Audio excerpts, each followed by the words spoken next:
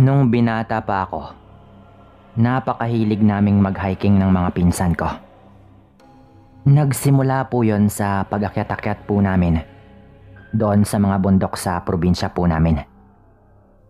Hanggang sa dumayo-dayo na po kami sa ibang mga probinsya para akyatin ang mga bundok doon at nagka-camping po kami doon sa tuktok. Hindi naman po sa mga profesional po talaga kami o yung mga matataas po talaga na bundok sa Pilipinas yung inaakyat po namin.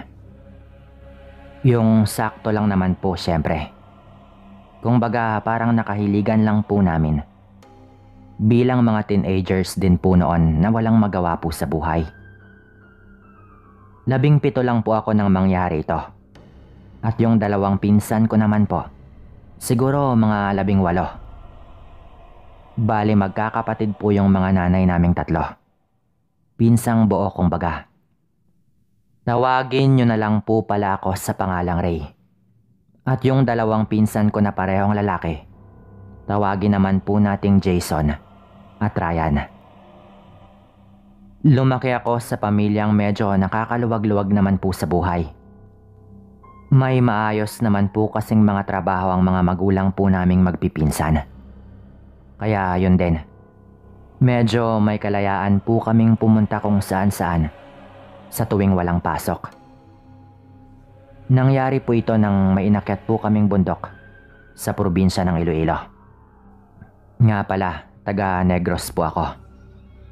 Pero nagkataon po noon na nagbakasyon kami ng mga pinsan ko ng ilang araw doon sa tita namin na taga Iloilo. Dahil nandoon na rin po kami, biglaan po naming naisip na bakit hindi na lang namin nakyatin yung bundok na malapit lang doon sa bahay nila tita.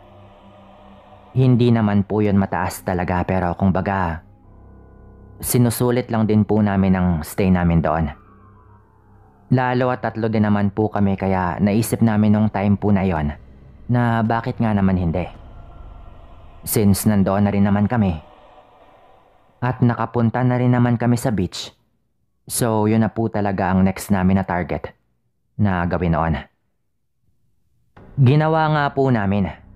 Ang plano po namin noon magpapalipas lang kami ng gabi doon. Parang katuwaan lang din po. Total may mga gamit naman doon sa tita namin na pwede naming magamit sa camping. Kahit nga hindi planado yon. Naghanda nga po kami noon. Nagkataon po noon na kahit mainit po ang panahon ay mahangin din po. Kung hindi po ako nagkakamali, November po yon dahil yon po ang birth month ko. So medyo malamig na rin po ang simoy ng hangin noon. Umakyat na nga po kami sa bundok mga bandang 4:00 po ng hapon. Kasi nga balak naming magpalipas ng gabi doon. Nagbibiroan pa kami noon habang naglalakad paakyat. Halata pong marami namang umaakyat po doon. Dahil parang meron na pong trail na sinusundan po namin noon. Pero nung umakyat po kami, wala po kaming nakasabay. Bigla pong naihino ng pinsan kong si Ryan. Biniro pa po namin siya na baka manuno nga siya dahil umihi siya sa likod ng isang puno. Ilang sandali lang po pagkatapos noon, may nakasalubong po kaming isang matandang babae na pababa po ng bundok. Meron po itong baston na nagsisilbing alalay po niya sa kanyang pagbaba. Dahil may katandaan na nga po yon at puting-puti na nga rin po yung buhok. Wala po siyang tsinelas noon at maamo po ang kanyang mukha na sa unang tingin po ay talagang nakakaawa po. May hawak rin po siyang galon sa kabilang kamay. Tinanong po namin siya kung saan siya pupunta at kung taga doon ba siya sa bundok. Ang sabi po nito, iigib lang daw siya ng tubig kaya bumaba ito. At nasa may unahan lang daw ang kanyang bahay. Nagtanong kami kung baka kailangan niya ng tulong. Pero sabi niya, kayang-kaya naman daw niya. Lalo at araw-araw din po talaga niyang ginagawa daw yon. para hindi humina ang kanyang katawan. Ngumiti lang din po kami noon at sinabihan po namin siyang mag-iingat siya. Nung malayo na po ito, inamin po namin sa isa't isa na medyo kinabahan po kami sa matanda. Kasi nga, yung dating po nito, parang yung mga nasa horror movie po. Lalo at puting-puti at mahaba po talaga ang kanyang buhok noon. Pero halatang mabait naman po ito, base sa tono ng kanyang pananalita. Nagpatuloy po kami noon at sa kalagitnaan nga po ng pag-akyat namin, may nakita nga po kaming kubo. Malamang doon po nakatira ang matandang nakasalubong namin. Nagpatuloy pa kami ng mga ilang minuto at narating na nga po namin ang tuktok. Tulad po ng sabi ko, sakto lang naman po yung taas po ng bundok. Pero napaka-presko po talaga doon sa tuktok at napakaganda po ng view. Inantay lang po namin ang sunset doon at nag-set up na po kami ng aming tent. Madalas naman po namin gawin yon. May mga kalat po noon sa itaas kaya medyo nainis po kami. Dahil malamang gawa po yon ng ibang mga umaakyat doon. Parang binigay lang po talaga sa amin ang araw na yon. Kasi nga wala kaming nakasabay noon. Nung sumapit na po ang dilim, parang normal lang naman po. May dala po kaming ilaw noon. Yung binobomba-bomba muna bago umilaw. Nakalimutan ko na po kung ano ba yung tawag doon. Dahil yung pinsan ko naman po yung marunong doon. Hiniram lang po namin yon sa kapitbahay po ni tita. Maswerte naman po kaming pinahiram noon. Naglaro na po kami ng baraha, tong-its, pusoy, mga ganon po.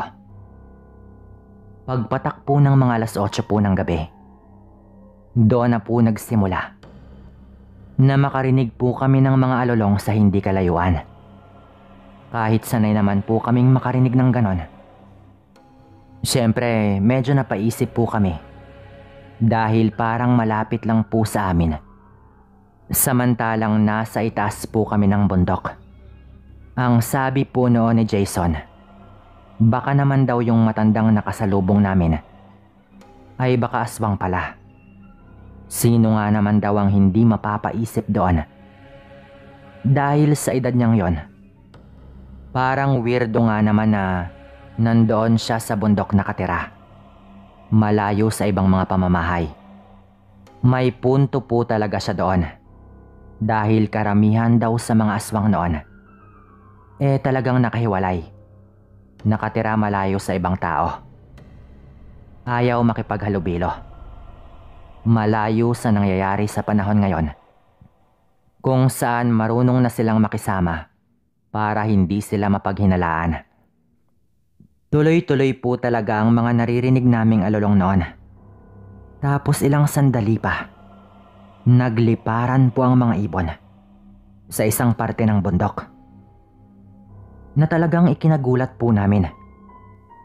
Bakit nila gagawin yon kung walang nakakatakot na bagay o nilalang na gumulat sa kanila? Dinig na dinig po namin yon. Hindi lang rin po nanggagaling sa isang direksyon yung mga alulong na naririnig namin. Yung tunog po noon, talagang kikilabutan ka po. Ang sabi noon ng mga pinsan ko, mukhang hindi raw magandang magpalipas pa kami ng gabi doon. Siguro tulad ko, nakaramdam na rin sila ng kakaiba noon. So ano ang gagawin natin? Ngayon pa ba tayo bababa? Gabi na at nandito na tayo. Parang hindi rin ligtas na bumaba pa tayo. Sabi ko po noon sa kanila. Ang sabi po ni Ryan, baka masyado lang daw kaming nag-iisip dahil sa mga naririnig namin. Tinatakot lang daw siguro namin ang aming mga sarili. Ang sabi pa nito, mga asong ligaw lang siguro yan, kaya umaalulong kanina pa. Sabi niya pa po sa amin na medyo nagpakalma naman po sa aming dalawa ni Jason. Kahit alam naman po namin pareho na meron talagang mali sa aming mga naririnig at nararamdaman ng mga oras na yon. Maya-maya pa po, may naririnig na po kaming parang tumatakbo sa paligid at ilang sandali lamang po. Nakarinig po kami ng isa na namang nakakatakot na tunog. Yung tipong parang may isang hayop pong pinapatay. Yung parang biglang sinunggaban ng isa pang mabangis na hayop para maging pagkain. Sobrang lapit na po talaga nun sa amin. Pinatay na po namin yung ilaw sa tent namin noon. Parang nakakatawag po kasi ng pansin yon. May buwan rin naman po ng gabing yon. Halos malapit na pong bumilog. Malinaw rin po ang langit kaya medyo maliwanag pa rin po naman. Kahit maraming puno doon banda sa pwesto po namin. Parang lahat po kami ay nag-decide na noon na umalis na roon sa kinalalagyan namin. Dahil sobrang lapit nga po ng mga naririnig namin at nakakarinig na rin po kami ng mga pag-angil. Kung hindi man po mabangis na hayop yon, baka aswang. Yun po yung nasa isip namin noon. Bumaba na rin po kami noon.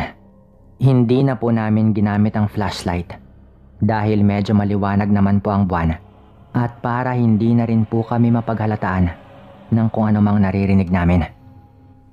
Talagang desidido na po kaming umalis doon. Iniwan lang po namin yung tent at binitbit lang kung ano ang kaya naming bitbitin. Ilang sandali lang po pagkatapos naming umalis doon sa tent. Narinig na po naming parang winawasak yung tent na yon. Yung tipong parang pinupunit na parang may kung ano pong nagwawala doon. Napasigaw po noon si Jason. Na agad naman po naming tinakpan ang kanyang bibig. Halos patakbo na po kaming bumababa noon. Hindi naman kami makatakbo talaga dahil delikado nga dahil may mga parting medyo matarik. Nung narinig po naming may umaangil at tumatakbo doon banda sa direksyon namin, hinila ko po sa may damuhan yung mga pinsan ko. Halos ilang segundo lang po. Pigil hininga po kaming tatlo nang makita po naming papalapit sa amin ang isang kakaibang nilalang. Kakaiba po talaga yon. Hindi po mukhang aso o mukhang kung anong hayop. Sa totoo lang, mukha po yung tao na pagapang po kung kumilos. Doon pa lang po, alam na po naming aswang yon. Yung mga pangil po at yung mabalahibong katawan. Pati na rin yung mga matang pulang-pula. Alam ko pong naaamoy niya kami na meron talagang tao doon sa paligid. Akala ko po noon, katapusan na po namin ang mga oras na yon. Dahil habang inaamoy-amoy po nito ang lupa, palapit po ito ng palapit sa amin. May hawak na po akong kahoy noon. Kung sakali man, lalaban kami kahit takot na po kami noon. Maya-maya pa po, bigla po itong tumingin sa direksyon po namin. Sa punto po na iyon, alam kong nakita na po talaga niya kami. Alam niyang nandoon kami at unti-unti po itong gumagapang. Parang yun po ang pinakamatagal at nakakatakot na ilang segundo ng buhay namin. Nagulat na lang po kami nung halos ilang hakbang na lang po yun sa amin. May bigla pong parang malaking asong tumalon doon. At inatake po nito yung aswang na iyon. Nagulat po kami noon. At sandali po silang nagpangdumog sa lupa. Hanggang sa nung makawala po yung aswang, ay agad po itong tumakbo palayo. Nung una, akala ko po ay nagkataon po lamang. Pero kahit saan ko po tignan, imposible pong isang normal na hayop din ang umatake sa aswang po na yon. Nung tumakas na po yung aswang, lumingon pa po sa direksyon po namin yung malaking asong yon na parang alam din po nitong nandun kami. At pagkatapos po nun ay mabilis na po itong tumakbo pababa ng bundok. Doon pa lang po namin hinabol ang mga hininga namin. At hindi na po kami nag-isip kundi tumakbo na po kami pababa ng bundok. Nagkanda tumba-tumba pa nga po kami noon pero talagang nagmadali po kaming makababa. Nang mapadaan po kami sa kubo, nandoon po yung matanda sa labas. Meron pa nga po itong hawak na lampara. Kinabahan pa po kami nung una dahil iniisip namin na baka siya yung aswang. Hindi nga naman imposible. Dahil siya lang naman yung nakakaalam na nandoon kami sa itaas ng bundok. Pero agad po nitong sinabi na wag raw kaming matakot dahil ligtas na raw kami. Hindi po kami nakasagot noon at agad po kaming nagpatuloy. Pero nung nakalagpas na po kami sa kubo, sumigaw pa po yung matanda na siya raw ang nagligtas sa amin. Dahil po doon, tumigil po ako noon at parang kusa na lang pong lumabas sa bibig ko ang salitang salamat. Tapos tumakbo na rin po ako pababa, kasunod sa mga pinsan ko. Magaan lang po talaga ang loob ko sa matanda na alam ko pong totoo ang kanyang mga sinabi. Nakauwi po kami noon ng ligtas. Salamat po sa nagligtas po sa amin. Parang iniligtas po kami ng isang aswang laban sa isa pa. Ito po ang kwento namin na kailanman ay hindi namin malilimutan. Salamat po kung mapili ito.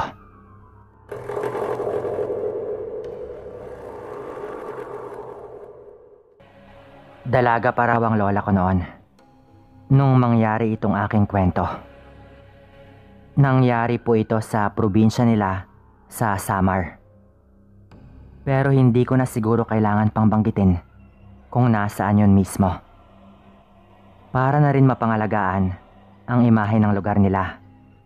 Sana ay maunawaan po ninyo. Itago natin ang lola ko sa pangalang Lola Hilda. Bale, nanay siya ng papa ko. Ang ate ng Lola Hilda ko noon ay kakapanganak lamang. Tawagin naman natin siyang Lola Teresa. Dahil magkasunod sila sa 5 magkakapatid, bilang si Lola Hilda ang pang-4 at ang Lola Teresa ko naman ang pangatlo. Simula bata pa ay sila na ang magka-close. Kumbaga ay sila yung laging magkasama, lalo at parehong babae. Yung iba pa nilang mga kapatid ay pawang mga lalaki na. Nakakalungkot man pong sabihin, pero isang malaking dagok sa pamilya nila Lola ang pagbubuntis noon ni Lola Teresa. Bukod sa wala pa siya sa hustong gulang noon, dahil nga 17 taong gulang pa lamang siya, nagahasa si Lola Teresa ng sarili nilang kamag-anak. Nagtatrabaho kasi daw siya noon sa may pier, kung saan bagsakan ng mga nahuhuling isda. Ang tsuhin nila ay doon din nagtatrabaho. At nang minsang nabigyan ng pagkakataon, dinisgrasya nito si Lola Teresa. Pagkatapos nun ay nagtago na ito at hindi na nila nakita pa. Sa kasawiang palad, nagbunga ang pangyayaring yon. Bunga ng kasalanan, kumbaga. Gayon pa man ay itinuring pa rin daw nila yon na isang malaking biyaya. Nasira nga lang ang buhay ni Lola Teresa. Siyempre, magiging laman ng pangungutya at usap-usapan ng buong pamilya. Kahit nga raw si Lola Teresa, parang sinisisi pa ng iba. Ganon naman sa mundong ito. Kung minsan, kung sino pa ang biktima, parang siya pa yung may kasalanan sa mata ng iba. Diretso na po tayo sa kababalaghan.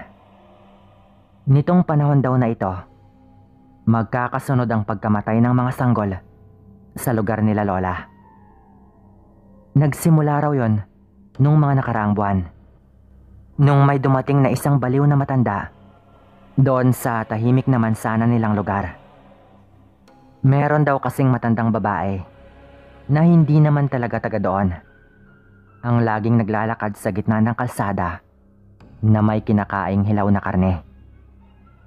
Ang itsura daw nito, talagang kulubot na. Puti na ang buhok na medyo nakakalbo na dahil madalas nitong tinatanggal ang sarili niyang buhok. At may mangitim-ngitim daw itong mga ngipin na iilan na lamang. Bigla na lang daw yung sumulpot sa lugar nila na halatang baliw na. Hanggang sa madalas na rin daw nilang makitang naglalakad yon sa kalsada na may bitbit na supot na may lamang karne at parang mga lamang loob ng hayop. Kaya ganun na lamang ang pandidiri ng mga tao sa matanda.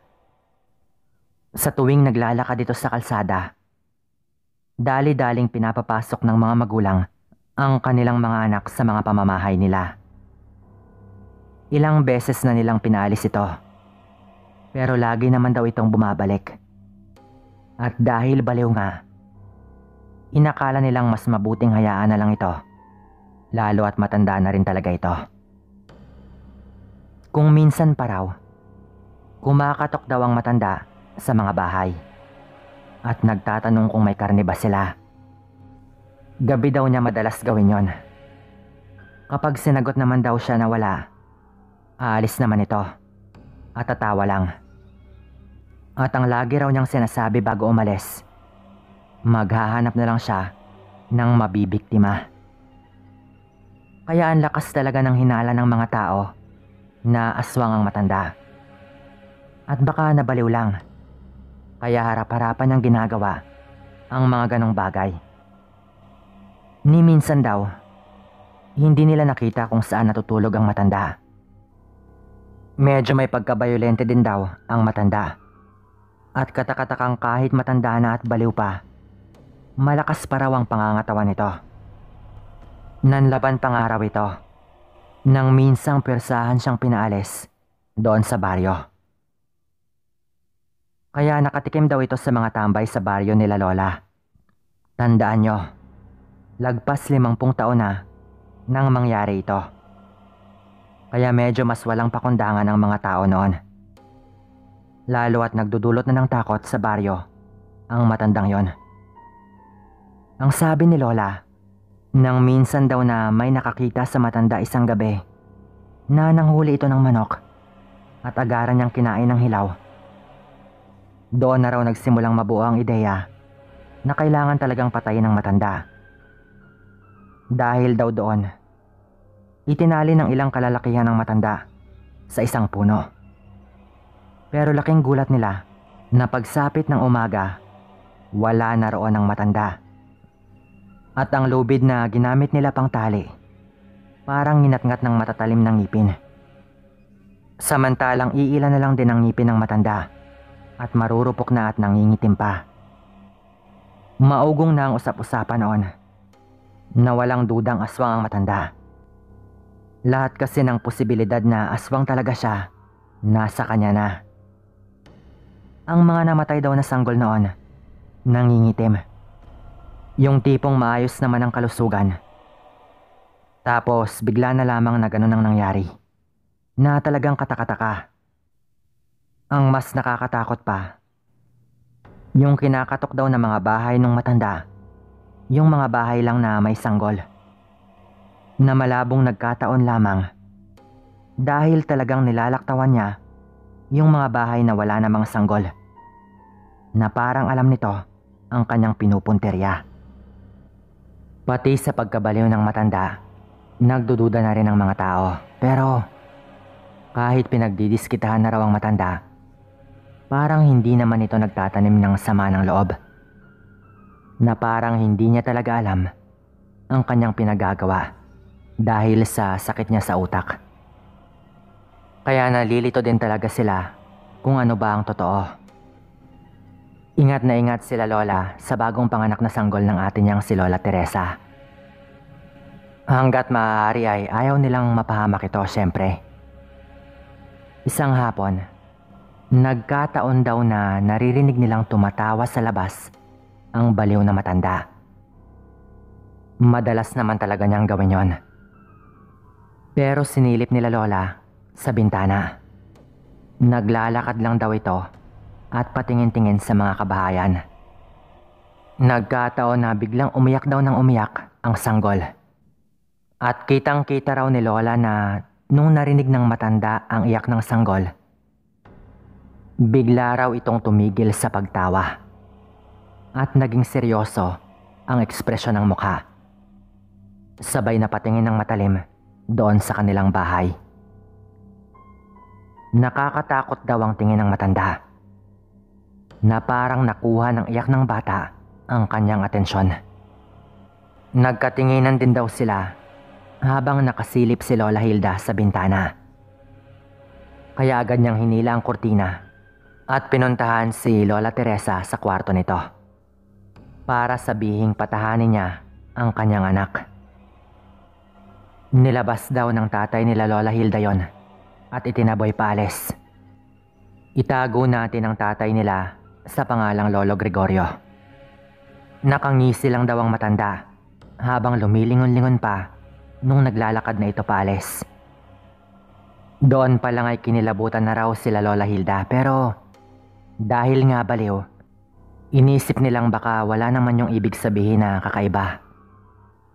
Pero bandang 9:00 ng gabi, oras na ng kanilang pagtulog.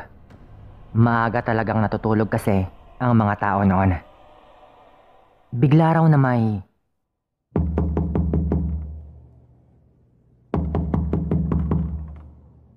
tama kayo nang narinig. May kumakatok sa kanilang pinto. At nung marinig nila yon, iisang tao lang ang naisip nila.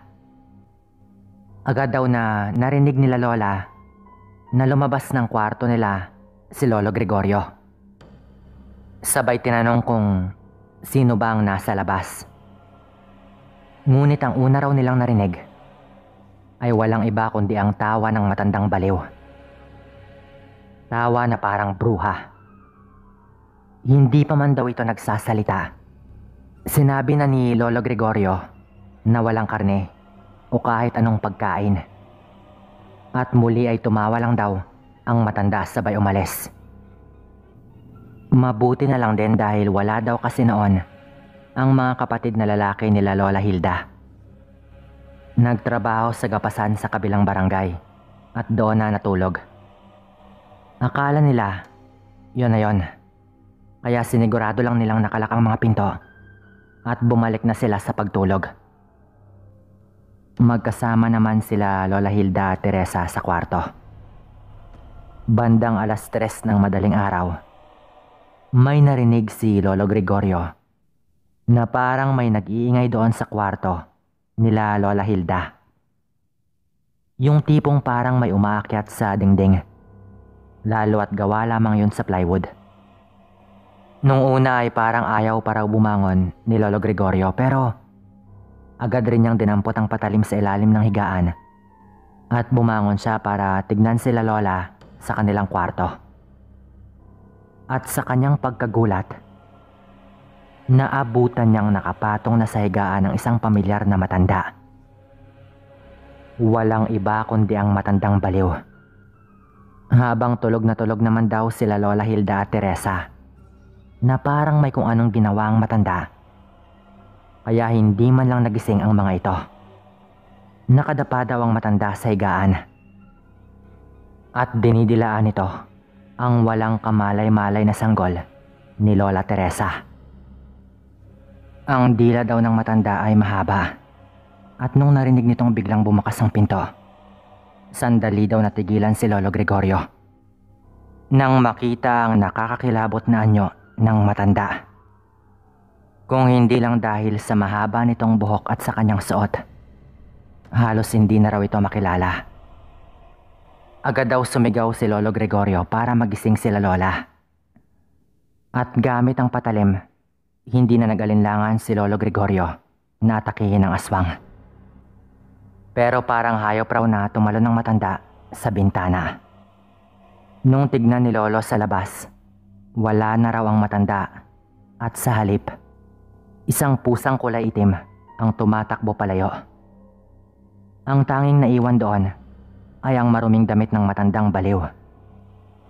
Nung tignan nila Lola ang sanggol, bigla raw itong nangitim. Grabe ang kaba nila lola noon. Dahil akala nila mamamatay na ang sanggol.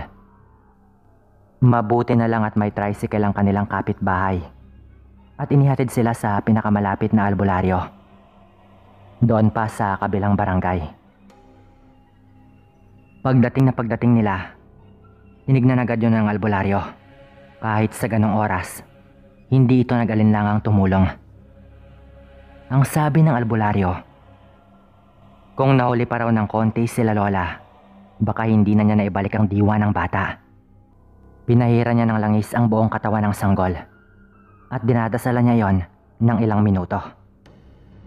Nakatingin lang daw sila lola dahil nakiusap ang albularyo na wag silang gumawa ng kahit anong ingay habang ginagamot niya ang bata. May ipinahi daw ito sa noo ng bata. Sabay ipinatong niya ang kamay niya sa noo nito. Hanggang sa bigla na lang daw ng hina ang albularyo. Pero unti-unti namang bumalik sa normal ang kulay ng sanggol at umiyak ito ng umiyak. Ang katawan daw kasi ng albularyo yung sumasalo sa mga sakit ng kanyang ginagamot. Kaya kahit may mga habak sila at gabay, minsan ay iniinda din talaga ng kanilang katawan. Nagulat daw sila lolo nang magsalita ang albularyo. Buhay pa pala ang matandang yon. Alam nyo ba na dito din yon galing sa baryo namin? Doon siya pala sa inyo lumipat. Mabuti na lang at nadala nyo agad ang bata. Ipaalam nyo ang nangyari sa mga tao dyan. At kung makita nyo pang muli ang matandang yon, huwag kayong mag-alinlangang patayin siya. Wika pa raw ng albularyo. Laking pasalamat nila lola noon na naligtas ang sanggol. Na bale, tita ko na ngayon. May mga araw daw noon na may nakakakita daw na bumibisita pa rin doon ang matanda. Pero hindi man lang nila ito nahuli. Masyado raw itong mailap. Nagsilbi raw na panakot sa mga kabataan noon ang matandang yon. Pero kailanman, hindi na nito ginulo pa sila lola. Lalo at may ibinigay na mga proteksyon ang albularyo. Hanggang dito na lang po ang kwento ko. Maraming salamat.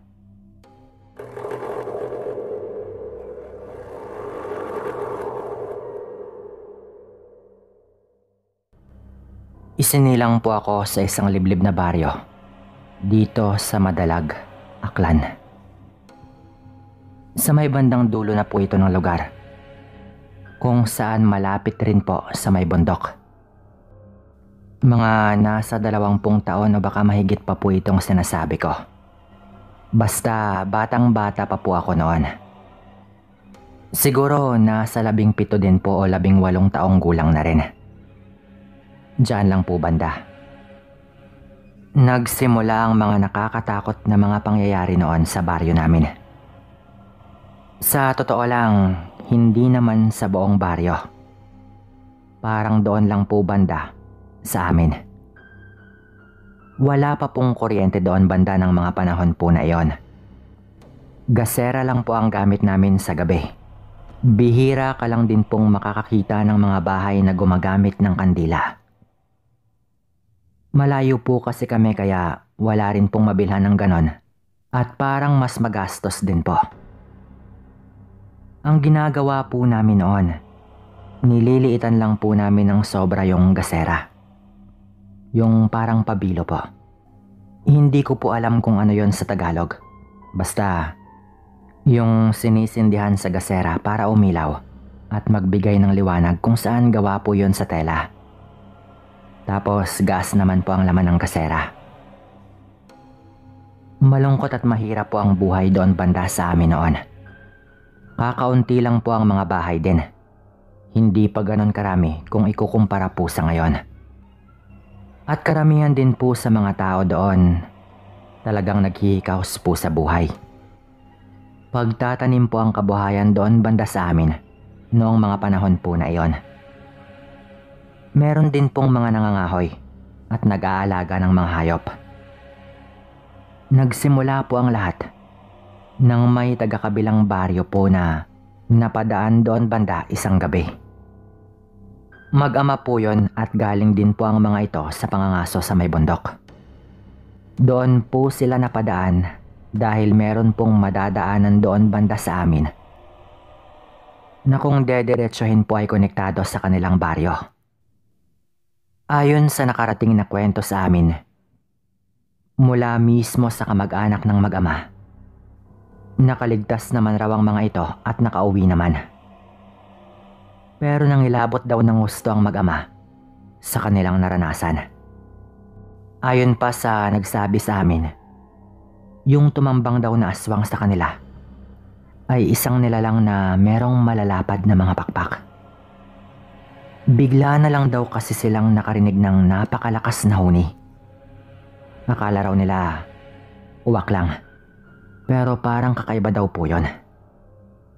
Ilang sandali pa ay napapansin nila na parang hindi daw pala yon huni, kundi parang tunog ng pagaspas ng napakalaking pakpak. Nung tiningala daw po nila, may paikot-ikot daw na napakalaking ibon sa itaas nila. Nung nagsimula na raw silang tumakbo, hinabol daw po sila nun. Naalala nilang nung nasa gubat pa lang daw pala sila. Naririnig na nila yung huni pero nawala nung lumabas sila sa gubat. Dumating raw sa punto na nasa itaas na raw nila mismo yon. Nakulang na lang may isa nang madadagit sa kanila. Pero nung pumasok raw sila at gumapang sa talahiban, wala raw yung nagawa. Hindi raw po nun magawang lumapag. At paikot-ikot lang yon sa itaas hanggang sa umalis. Noong araw po, wala din pong kahit sino sa amin na nakapagpaliwanag doon, pero kumalat po yon at nagdala ng takot sa lugar namin. Napansin din po namin noon na simula po nang mangyari po yon, parang napapadalas ang pagronda noon sa gabi. Talagang pabalik-balik po yung wakwak na lantaran po naming naririnig. Nang magtanong-tanong po kami sa ibang parte ng baryo, wala naman daw silang naririnig na ganon. Kaya doon lang po talaga yon banda sa amin nangyayari. Ang mga bahay po noon, kanya-kanyang pagkukumpuni na po sa mga sirang bubong at dingding. Ang mga bata po doon banda sa amin, hindi na pinapayagang lumabas ng bahay kapag padilim na. Minsan po, lumabas po ang tatay ko sa bahay namin mga bandang 8:00 po ng gabi para magsiga. Kabilugan po ng buwan noon. May nakita raw po siyang malaking ibong kulay itim sa malaking puno ng santol sa harap lang po ng bakura namin. Nakahapon daw po yon sa sanga at nakaharap po doon sa bahay namin. Agad pong nangilabot ang tatay ko noon, lalo at nagliliwanag daw ang mga mata ng ibon at may kalakihan daw po talaga yon. Ang ginawa po ng tatay ko noon, pinagbabato niya po yon at itinaboy niya po habang pinagmumura pa. Nakailang bato pa raw ang tatay ko bago yun lumipad. Pagpasok po ng tatay ko, napag-usapan po namin ang tungkol doon. At nagtaka po kami kung bakit doon pa talaga sa harap ng bahay namin yun humapon. Nagulat na lang po kami dahil bigla pong umiyak yung ate ko. Yung panganay po namin na mas matanda po sa akin ng mga 2 taon. Dahil pangalawang anak nga po ako. Anong iniiyak mo dyan, Ana? Tanong po noon ng tatay ko. Tumahimik lang po si ate at napapunas po sandali ng kanyang luha bago po nakasagot. Doon na po namin nalaman na nagdadalang tao po pala ang ate ko. Ang sabi pa po nito, baka siya raw yung binibisita ng aswang doon, lalo at buntis nga po ito. Umiyak po agad ang nanay ko noon at nagalit naman po ang tatay ko, pero dahil kilala naman po namin ang nakabuntis kay ate, na alam naman po naming siguradong pananagutan naman ito, ay hindi na po nito masyadong pinagalitan pa ang ate ko. Lalo at iyak nga po ito ng iyak. Kinaumagahan po niyan, umalis po ang tatay ko papuntang barangay poblasyon dito po sa bayan namin. Balak raw po niya kasing bumili ng flashlight at bagong itak. Walang-wala po kami noon, kaya binuksan pa po ng tatay ko ang kanyang alkansya bago siya umalis. Noon po kasi ay may kamahalan pa po yung flashlight, lalo na po para sa amin. Yung nabili pa po noon ng tatay ko, yung may 3 bateryang malalaki po na kailangan bago umilaw. Yung mahaba po yun na flashlight. May dala rin po siyang bagong itak pag uwi niya. At nakabili pa po siya sa isang aita ng bracelet na sinusuot daw ng mga buntis pang proteksyon sa mga aswang. Ayon daw doon sa kanyang nabilhan na aita. Yung nakabuntis po sa ate ko, taga kabilang bayan lang po. Taga Libakaw po yun. Yung katabing bayan lang po namin, kaya balak na rin po naming puntahan yon kung medyo magkaoras po kami. Nung gabi din po na yon, bandang 9:00 na po ng gabi, napansin ko pong hindi po natutulog ang tatay ko. Parang hindi po ito mapakali. Nasa sala lang po kasi kami natutulog. Si ate at ang 2 pang kapatid na babae ang nasa iisa lang naman pong kwarto ng bahay namin noon. Tay, may problema ba? Tanong ko po noon sa tatay ko. Hindi mo ba napapansin yung mga manok sa labas? Parang kanina pa nag-iingay. Nakahapon po sa puno ng mangga sa gilid ng bahay namin yung mga alaga po naming manok. Hindi po kasi namin yon kinukulong. Tumayo na po ang tatay ko noon. Sabay binitbit po ang kanyang itak at flashlight. Sinilip niya po muna sa may bintana. At napansin po agad nito na parang may kung ano daw doon sa itaas ng puno. Sinabihan ako ng tatay ko noon na kailangan na raw naming lumabas para tignan at kumpirmahin kung ano nga ba yon. Ako daw yung humawak ng flashlight at agad kong ilawan ang nasabing puno doon sa labas. Magtiwala lang daw po ako sa kanya at dumapa pag sinabi niyang dumapa. Yun po yung naaalala kong sinabi ng tatay ko sa akin noon. Paglabas po namin, pinauna po akong lumabas ng tatay ko. Nilakasan ko naman po ang loob ko dahil nasa likod ko lang po ang tatay ko. At nagtago po ito sa likod ng mga halaman. Agad ko nga pong inilawan noon ang puno.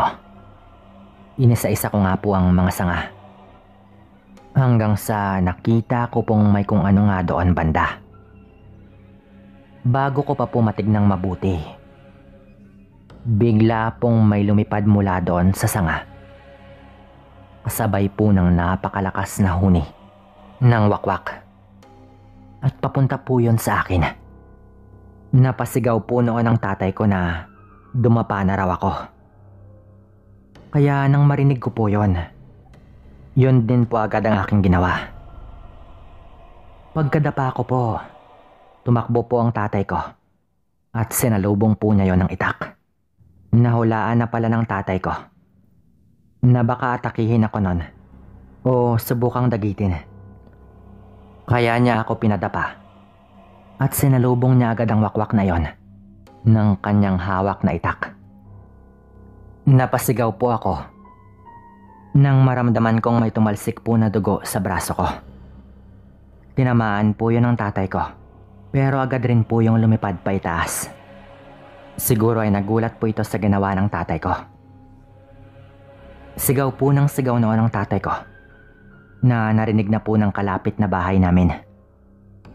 Pero yung naririnig po naming tunog ng wakwak ay unti-unti pong lumalayo pagkatapos po nitong lumipad paitaas. Ang sabi po noon ng tatay ko, sundan daw namin kung saan papunta ang tunog dahil malamang ay lalapag daw yon Lalo at mukhang malubha daw yung sugat na tinamo ng aswang na iyon. Tumakbo po kami ng tatay ko noon. Habang nagkakagulo po sila nanay doon po sa loob ng bahay namin. Nabigla rin po siguro yung kalapit na bahay. Na hindi man lang po sila nakasunod sa amin. Dalawa lang po kami ng tatay ko noon na humabol sa aswang na iyon. Narinig po namin noon na parang biglang pababa na po yung tunog. Tapos bigla pong tumigil sa hindi kalayuan. May ideya na po kami noon na baka lumapag na nga po. Nung nandoon na po kami banda, inilawan ko po agad yung paligid at nagkalat po yung dugo doon. Sinundan po namin ang dugo pero nawala po yung mga bakas nung nasa may ilog na po kami. Mababaw lang po yung tubig ng gabing yon at hindi po yung tubig alat. Tabang po yung tubig sa ilog na yon dahil galing lang po yon sa bundok. Minabuti na po naming bumalik noon.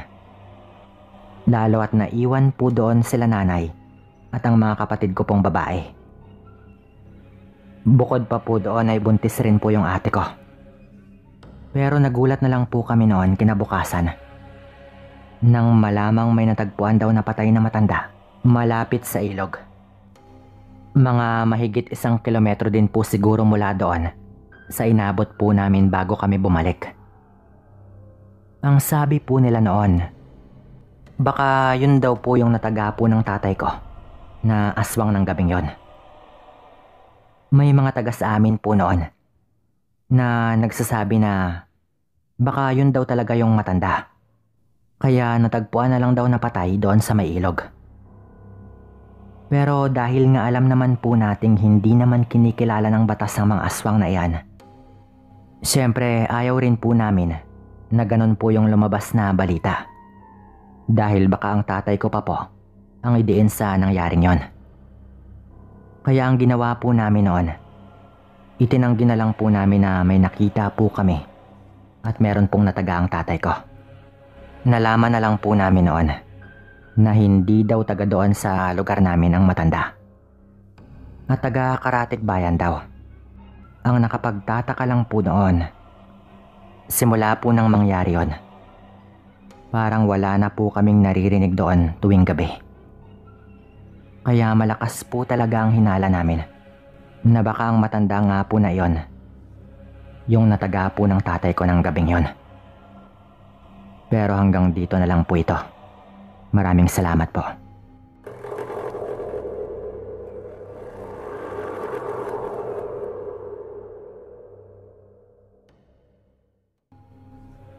Hello po sa lahat. Kung sakaling mapili mo po ito, talagang ikatutuwa po namin ang kaibigan ko. Karanasan po kasi namin ito. Itago mo po ako sa pangalang Jimboy. Habang ang barkada ko naman po ay itago po natin sa pangalang Robert. Nakatira po kami sa Negros Occidental at nangyari po itong kwento namin taong 2001 pa po. Naglilinis po kaming dalawa ni Robert noon ng kinatay naming manok na balak po sana naming gawing pulutan. Nang bigla pong dumating ang nakababata kong kapatid na si Aljun. Binatilyo pa lang po ang kapatid ko noon at umiiyak po ito pagdating niya. Napatayo po ako agad noon nang makita ang itsura ng kapatid ko. Nagdurugo po ang bunganga nito at namamaga po yung kabilang mata na parang binugbog po ito. Nagtanong po ako agad kung sinong may gawa nun.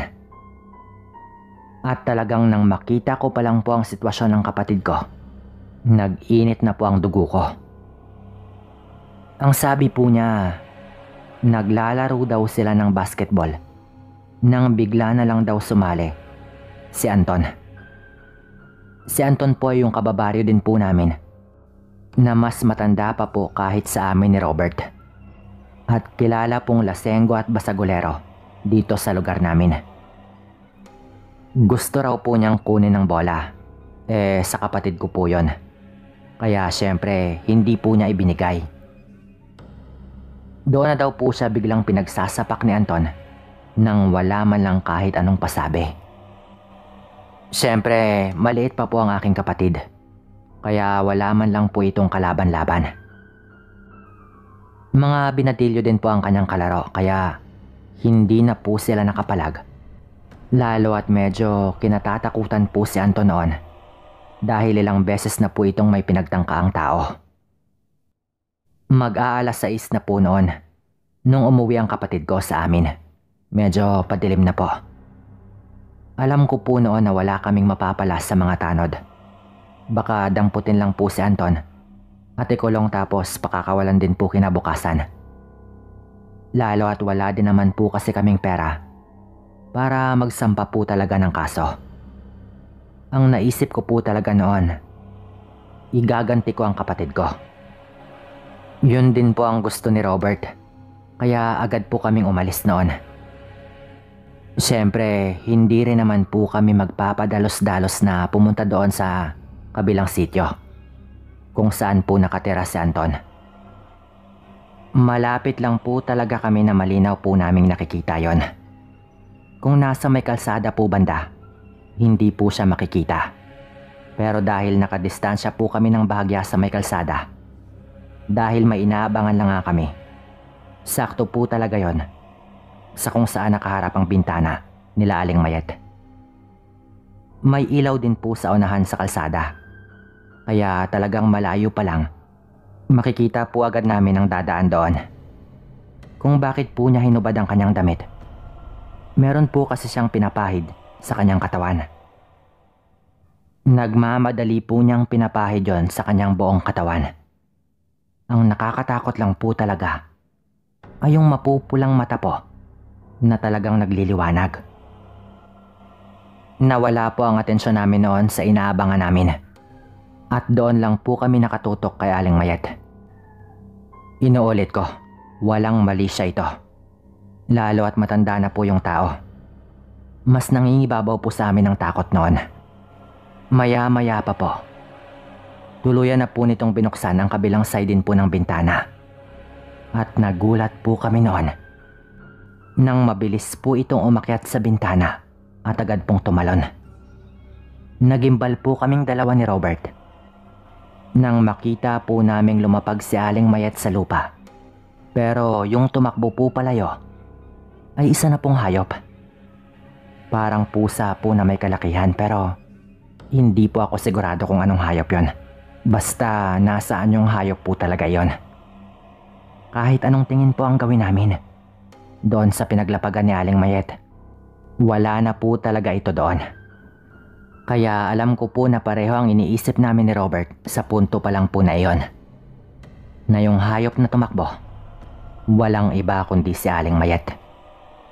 Lalo at mabilis po nitong inuunat-unat ang kanyang katawan bago po ito tumalon sa bintana. Hindi ko po alam kung meron na bang tumatawa sa inyo ngayon. Pero okay lang po. Sanay na rin po kaming pagtawanan doon sa nakita namin yon. Dahil po doon sa nakita namin, naisip po namin noon na umuwi na lang po at wala rin po naman kaming mapapala kung magpapadala po kami sa galit kay Anton. At aaminin ko rin pong kinabahan din po talaga kami sa aming nasaksihan. Naswang pala si Aling Mayet. Kaya agad po kaming umuwi noon. Pagdating po namin, hindi ko po napigilang sabihin sa tatay ko ang nakita namin ni Robert. Kinaumagahan po niyan, pinabarangay po namin si Anton pero pagkatapos po nun, nabigla na naman po kami sa balita na yung alagang baboy daw nila Aling Nelia ay natagpuan na lang daw sa loob ng kulungan nito. Napatay na at wasak na ang tiyan. Itong si Aling Nelia po, malapit lang po ang bahay nila doon kila Aling Mayet. Kaya gano'n na lang po ang aming pagdududa noon sa nangyari. Malakas po ang hinala namin na si Aling Mayet po yung may gawa nun. Ito naman pong si Robert, hindi po pala nakatiis at naikwento na po niya kung kani-kanino ang nakita namin. Talagang medyo kumalat na po yon. At alam ko pong nakarating yon kay Aling Mayet. Ang sabi ko po noon kay Robert, "Tol, pag nakarating to kay Aling Mayet at nalaman niyang ikaw ang nagpakalat, malamang tol, gantihan ka talaga nun." Wika ko pa po noon. Pero ang sabi po ni Robert, hindi raw siya natatakot. Kinagabihan po noon, nasa may kubo po kami malapit sa palayan, kasama ang isa pa naming barkada, at nag-inuman po kami. Hinahalo pa lang po ni Robert ang iinumin namin noon, nang bigla po kaming makarinig na parang may nag-aangil po doon sa labas po ng kubo. "Silipin mo nga," sabi ko pa noon kay Robert. Agad naman po itong sumilip, Sir Dan. Sa pagsilip po ni Robert, agad po itong napasigaw at napatras doon sa dingding. Sinisigaw lang po nito na nandito na raw yung aswang. Wala po kaming kahit anong armas noon. Ilang sandali lang po, pwinipersa na po nitong buksan ang pinto doon sa harap po ng kubo, na maswerte naman pong nailak ko. At maswerte din po na hindi yung pinto sa likod ng kubo yung sinubukan niyang buksan, dahil wala pong lock yun. Nung medyo mabubuksan na po talaga nito, binasag ko po yung bote ng inumin namin, dahil lalaban po sana talaga ako. Pero yung dalawa ko pong mga duwag na kasama, bigla na lamang pong nagtakbuhan at lumabas po sila doon sa pinto sa likod. Siyempre, dahil po sa kanilang ginawa, wala na rin po akong nagawa noon, kundi sumunod na lang din po. Bata pa rin po naman kasi kami noon. Wala pa po kaming 20 noon. Habang tumatakbo po kaming tatlo, ramdam po naming sinusundan po kami noon, Sir Dan. Nung nilingon ko po, talagang sumusunod nga po ito sa amin. Sumisigaw po kami noon. Hawak ko pa rin po yung basag na bote. At nung malapit na po talaga kaming maabutan, bala ko na pong tumigil noon at lalaban na lang po sana ako. At nung napalingon na po ako, bigla na lamang pong lumiwanag doon mula sa isang flashlight. Narinig na po pala kami ng tatay ko, dahil malapit na po kami sa bahay namin. Nung tinamaan po ng ilaw ang malaking hayop, napatigil po yon sa kanyang paghabol sa amin. At sa pagputok po ng baril, agad po yung tumalon sa may palayan at mabilis pong tumakas. Sa itaas lang po ipinutok ni tatay ang baril, dahil syempre, baka tamaan ako, lalo at ilang hakbang na lang po talaga at maaabutan na po ako ng aswang na iyon. Hingal na hingal po ako noon at nagalit po ako sa mga barkada ko. Kasi kung pumalag na lang po sana kami, lalo at 3 naman po kami, baka nahuli pa po namin yon.